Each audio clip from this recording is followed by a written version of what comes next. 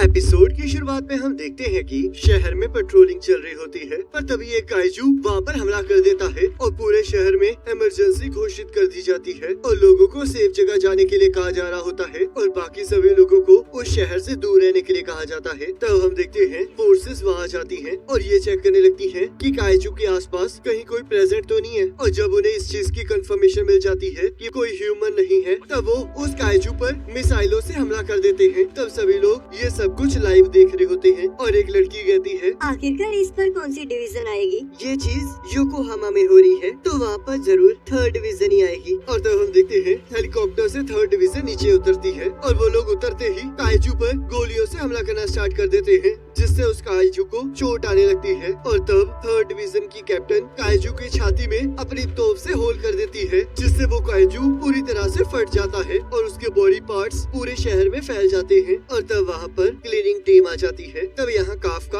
उस काइजू की body parts को देखकर कहता है, ये पूरी जगह तो बॉडी पार्ट से ही भरी हुई है, लगता है मुझे यहाँ पर ओवर टाइम भी करना पड़ेगा। और तब उसकी टीम को काम करने के लिए कहा जाता है और यहाँ शहर में मीडिया और सभी लोग थर्ड डिवीजन की तारीफ कर रहे होते हैं और उन्हें काइजू को मारने के लिए और उनके शहर को बचाने के लिए थैंक यू कह रहे होते हैं। तब हम देखते हैं बहुत सारे लोग थर्ड डिवीजन कैप्टन आशिरो से मिलने के लिए बहुत ज्यादा एक्साइटेड हो रहे होते हैं। तब यहाँ काफका और उसकी टीम अपना काम करना स्टार्ट कर देती है और काफका हमें बताता है, सभी लड़ाइयों के बाद हमारी लड़ाई स्टार्ट होती है और यहाँ पर हमें कोई चीयर करने के लिए नहीं होता और ना ही कोई हमें थैंक यू कहता है, पर ये फिर भी काइजू के अगेंस्ट हमारी लड़ाई है। तभी एक ड्रोन उसके पास सैंपल लेने आया होता है और तब वो उसे सैंपल दे देता है और अपने साथी से कहता है, मैं इसे यहाँ से नहीं काट पा रहा हूँ, तो इसलिए मुझे फैट जैमिंग कटर ला कर दो। और तब वो देखता है उसका एक साथी एक ऑर्गन को लिफ्ट करने लगता है। तब काफका उसे लिफ्ट करने के लिए मना करने लगता है, पर हम देखते हैं तब तक बहुत ज्यादा देर हो चुकी होती है और वो ऑर्गन फट जाता है, जिससे गरम गरम खून उसके ऊपर गिरता है और उस पर्सन की स्किन थोड़ी सी जल जाती है। तब काफका उसके पास आ जाता है और उस पर दवाई लगाकर कहता है, चिंता मत करो,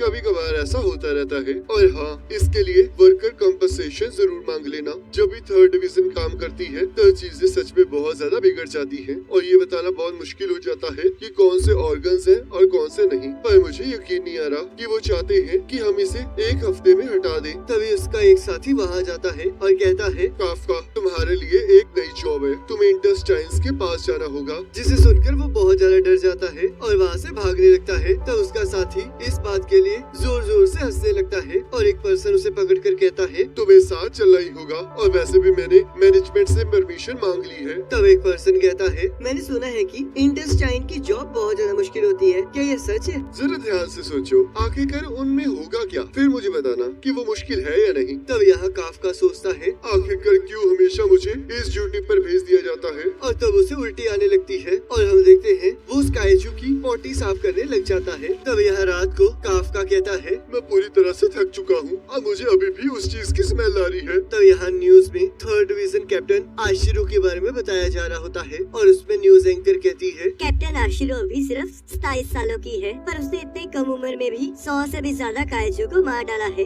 और तब काफका अपना बचपन याद करने लगता है, जिसमें उसने आशिरो को कहा होता है कि वो दोनों मिलकर सारे काइजूस को खत्म कर देंगे। तब यहाँ काफका कहता है, आखिरकार मैं इस जगह कैसे आ गया, पर रुको, मुझे इसके बारे में नहीं सोचना चाहिए था। क्लीनिंग करना भी बहुत इम्पोर्टेंट जॉब है और इससे तो मैं सोसाइटी की मदद कर रहा हूँ, जिसकी वजह से मैं इतने अच्छे घर में रह रहा हूँ और अच्छा खाना खा पा रहा हूँ। क्या ये अच्छी बात नहीं है? और तब वो अगले दिन फिर से काम पर चला जाता है, जहाँ उसका एक साथी कहता है, काफका आज हमारे साथ एक नया पार्ट टाइमर काम करना शुरू कर रहा है और इसका नाम इचिकावा है। इसका कहना है कि इसे भी डिफेंस फोर्स ज्वाइन करनी है। और इचिकावा काफका भी कभी डिफेंस फोर्स ज्वाइन करना चाहता था, पर अब ये सब कुछ छोड़ चुका है और अब ये यहाँ के फर्नीचर का पार्ट है, जिससे काफका को बिल्कुल अच्छा नहीं लगता और वो कहता है, ऐसे बच्चे को डराना बंद करो। तो इचिकावा कहता है, सुनिए सर, आखिरकार आपने हार क्यों मानी? मैंने बहुत ज्यादा कोशिश की, पर जैसे कि तुम्हें पता ही है कि तुम चाहे जितने मर्जी अच्छे हो, पर कोई न कोई तुमसे अच्छा जरूर होगा।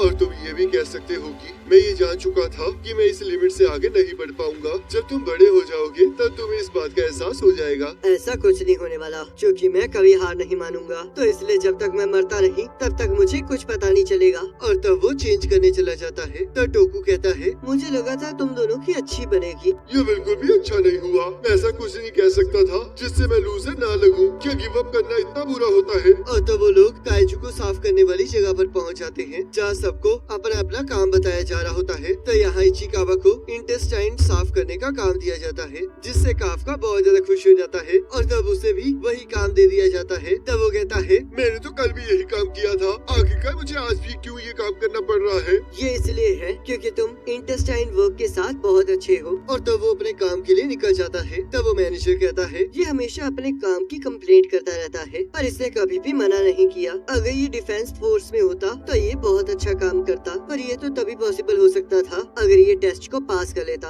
और तब वो सभी लोग काम करने के बाद खाना खाने चले जाते हैं। और यहाँ हम देखते हैं इचिकावा का मन काम की वजह से खराब हो रहा होता है, जिसे देखकर काफका बहुत ज्यादा खुश हो रहा होता है। और तब उसका भी मन खराब होने लगता है। और तब वो इचिकावा से कहता है, क्या तुम अपने साथ लंच लाए हो? पर अब मेरा इसे खाने का बिल्कुल मन नहीं है। तब काफका उसे मल्टीविटामिन का एक जूस का पैकेट देता है और कहता है, अगर तुम्हें शाम तक काम करना है तो तुम्हें कुछ खाना ही होगा, इसलिए तुम इसे रख लो। और ऊपर से तुम नाक को बंद करने के लिए ये ले लो, इससे तुम्हें काम करने में आसानी होगी। तब इचिकावा उस चीज के लिए मना करने लगता है। तब काफका उसे जबरदस्ती उसे पहनाने की कोशिश करने लगता है। उसके बाद वो सभी लोग काइजू की पोटी को साफ करने वाले काम पर लग जाते हैं और काम खत्म होने के बाद वहाँ से चले जाते हैं। तब यहाँ काफका कुछ इंस्पेक्शन कर रहा होता है और कहता है, शुक्र है आखिरकार सबसे बदबूदार जॉब खत्म ही हो गई। तब इचिकावा वहाँ आ जाता है। तब काफका कहता है, क्या तुम मेरे से बदला लेने आए हो क्योंकि मैंने लंच में तुम्हारे साथ वो किया था? ऐसी बात नहीं है, मैं तो आपका शुक्रिया अदा करने आया हूँ, क्योंकि आप ही की वजह से मैं अपने पहले दिन टिक पाया हूँ, तो इसलिए थैंक यू। और हाँ, डिफेंस फोर्स की एप्लीकेशन के लिए वो लोग एज लिमिट को 32 कर रहे हैं, क्योंकि उन्हें और ज्यादा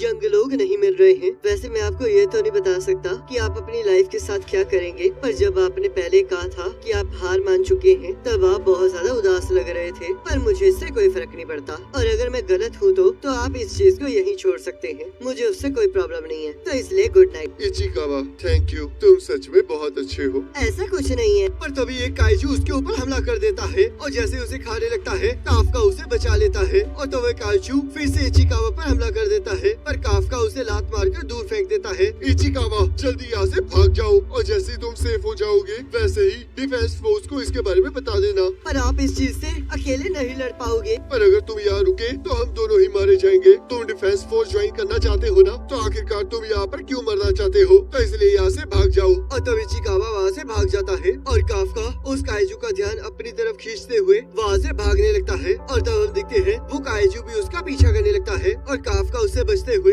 एक बिल्डिंग में घुस जाता है, जहाँ से वो काइजू अंदर नहीं आ पा रहा होता। और तब काफका वहाँ की एक खिड़की से बाहर कूद जाता है और हमें एक फ्लैशबैक दिखाया जाता है, जहाँ शिरो रो रही होती है और काफका कहता है, हमारा घर, हमारा स्कूल, सब कुछ तबाह हो गया। मैं उस काइजू को नहीं छोड़ूंगा और उसकी वजह से तो मैं अपनी गेम भी नहीं फिनिश कर पाया। क्या तुम इस वजह से सैड हो? मैं तो इस वजह से उदास हूँ क्योंकि मीको मर चुकी है। मीको तुम्हारी बिल्ली थी ना? और तब वो दोनों ही अपने शहर को देखने लगते हैं और एक साथ डिफेंस फोर्स ज्वाइन करने की बात करते हैं। तब काफका कहता है, ठीक है, तो चलो देखते हैं कि कौन सबसे कूल डिफेंस फोर्स ऑफिसर बनता है। तो चलो फिर मिलकर काइजू को हराते हैं। तब यहाँ काफका उस काइजू से बचते हुए सोचता है कि जो हमने वादा किया था वो इस तरह नहीं था। और तभी हम देखते हैं वो काइजू बिल्डिंग तोड़ के उसके पीछे आ जाता है और काफका लड़ने के लिए तैयार हो जाता है और सोचता है, मैं इस काइजू से नहीं डरता हूँ, तो मुझे इसकी लातों पर हमला करना चाहिए। तब वो काइजू उसे उड़ा देता है और उसकी टांग तोड़ देता है। तब काफका वहाँ से भागने की कोशिश करने लगता है, पर वो वहाँ से हिल नहीं पा रहा होता। तभी वो काइजू उसे खाने लगता है, पर हम देखते हैं इचिकावा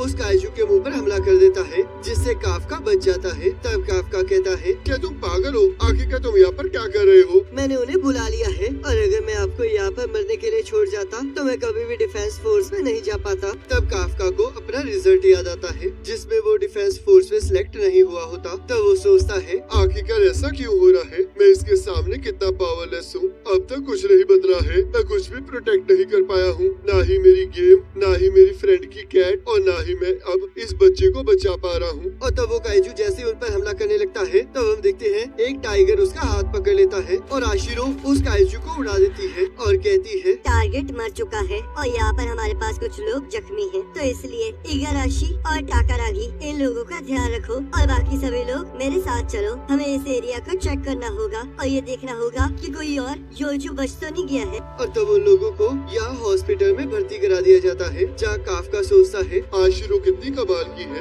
उसने एक ही बारी में उस योजू को हरा दिया और उसने तो मुझे काफी पीछे छोड़ दिया है। तो इशिकावा कहता है, सर जब वो काइजू अपीयर हुआ और आपने मुझे भागने के लिए कहा तो आपने वहाँ पर बिल्कुल सही डिसीजन लिया, क्योंकि अगर आप वहाँ पर ना होते तो मैं आज यहाँ पर जिंदा ना होता। आप सच में बहुत ज्यादा कूल हैं। आपको सच में डिफेंस फोर्स ज्वाइन करनी चाहिए। और हाँ, ये बिल्कुल आपके ऊपर डिपेंड करता है, मुझे इससे कोई फर्क नहीं पड़ता। तब इसे सुनकर काफका को अपना और आशिरो का वादा याद आने लगता है और वो सोचता है, ये बिल्कुल सही कह रहा है, मैं हमेशा चीजों से भागता नहीं रह सकता। थैंक यू इचिकावा, तुम सच में बहुत अच्छे इंसान हो। मुझे लगता है कि हार मानने में कोई गलत बात नहीं है, पर खुद से झूठ बोलना बिल्कुल अच्छी बात नहीं है। तो इसलिए मैं डिफेंस फोर्स में जाने का एक ट्राई और जरूर करूंगा। और तभी उसे उसके सामने एक काइजू दिखाई देता है और वो कहता है, आखिरकार मैंने तुम्हें ढूंढ ही लिया। और जैसे ही काफका उसे देखकर चीखने लगता है, वैसे वो काइजू उसके अंदर चला जाता है और हम देखते हैं उसके अंदर रिएक्शन स्टार्ट हो जाते हैं। तब इचिकावा जैसे ही उसकी आवाजें सुनकर उसका पर्दा हटाता है, तब वो उसे देखकर पूरी तरह से शॉक हो जाता है। और तब जैसे ही काफका भी अपनी रिफ्लेक्शन देखता है, तब वो दोनों पूरी तरह से शॉक हो जाते हैं। तब काफका इचिकावा को अपने बारे में समझाने लगता है और तब हम देखते हैं एक बूढ़ा आदमी काफका को काइजू समझ लेता है और उसके बारे में रिपोर्ट कर देता है। तब इचिकावा कहता है,